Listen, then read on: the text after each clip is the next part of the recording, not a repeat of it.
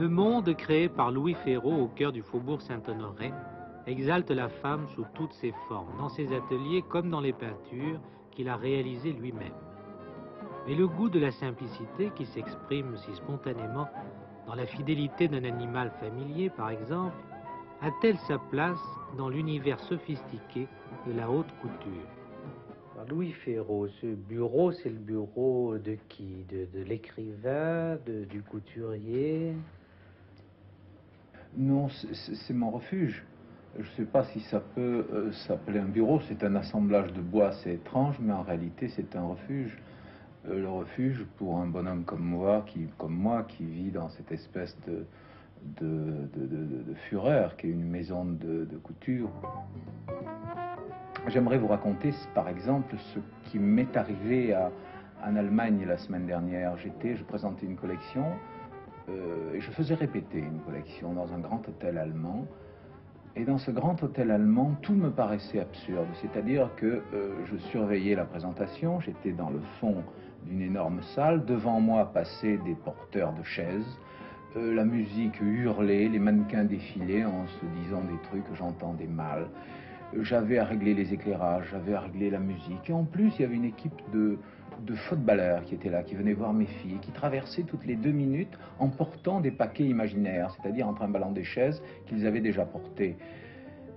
Et il n'y avait pas d'autre solution que, pour s'en tirer, de dire un ou deux pater, un ave, 2 pater, se mettre en prière, parce que la folie nous gagnait tous, me gagnait moi surtout.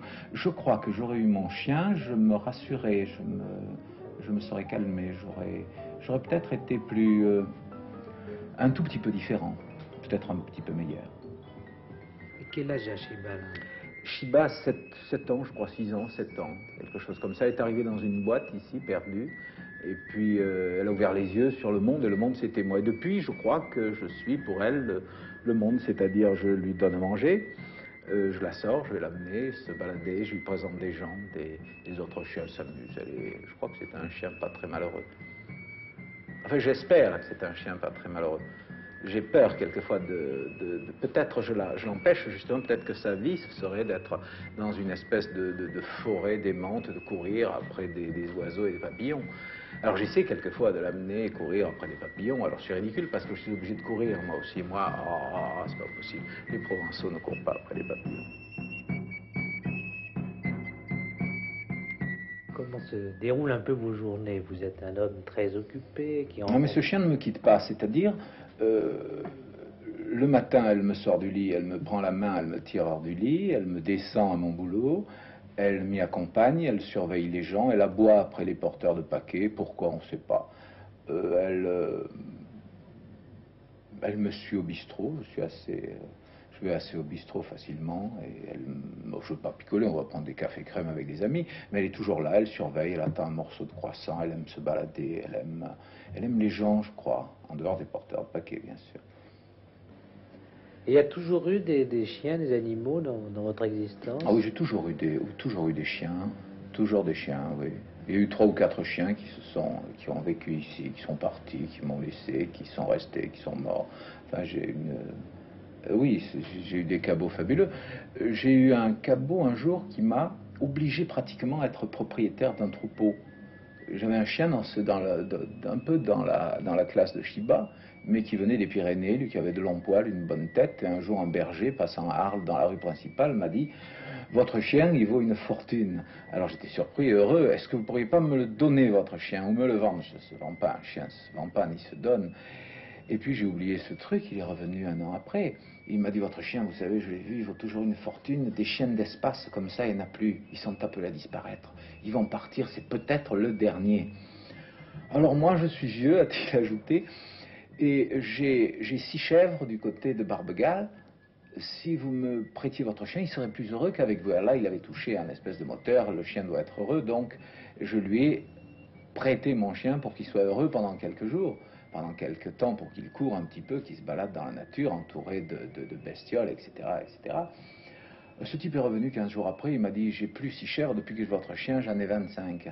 Mais si vous me prêtiez un peu d'argent, on pourrait en avoir 50. Et j'ai avancé un peu d'argent à ce brave homme, et je me suis retrouvé en avançant de l'argent, avec un chien et 300 bêtes. puis un jour, ce troupeau est... C'est une histoire, elle finit tristement, je ne raconte pas cette histoire. Mais si, il est parti sur la route un jour me disant « Je dois transhumer, ces bêtes vont avoir chaud cet été ». Et je l'ai vu sur le pont de Gros partir, et je ne l'ai jamais plus revu. Et j'ai perdu mon chien, est revenu un an après tout seul. Ce qui était quand même un signe de fidélité assez étonnant. Le berger avait disparu, le troupeau avait disparu, et le chien, par des chemins connus de lui seul, était rentré. Et ça, c'est très curieux. Pour moi, c'était très curieux. Oui, la fidélité des chiens, elle est reconnue, elle est pleine de regarder. C'est une image de la fidélité des chiens. Et puis il y a aussi le contraire de la fidélité des chiens. Il y a l'absurde des chiens. Vous connaissez l'histoire du chien il va se laisser mourir de faim sur la tombe de son maître. Malheureusement, il se trompe de tombe d'abord et son maître n'est pas mort. Nous rentrons dans l'histoire absurde du chien qui pédale à côté du vélo, si on peut dire une chose pareille. Ça, c'est l'absurde, c'est le contraire. Ce sont des histoires qui sont faites pour expliquer que les chiens sont généralement très fidèles et très sensibles.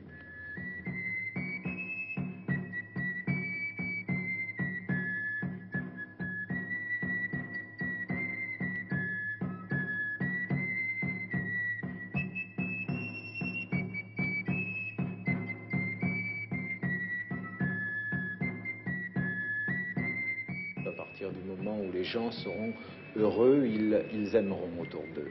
Alors il faut plus que dire aux gens aimer les animaux, il faut leur apprendre à être heureux et à moderniser le bonheur.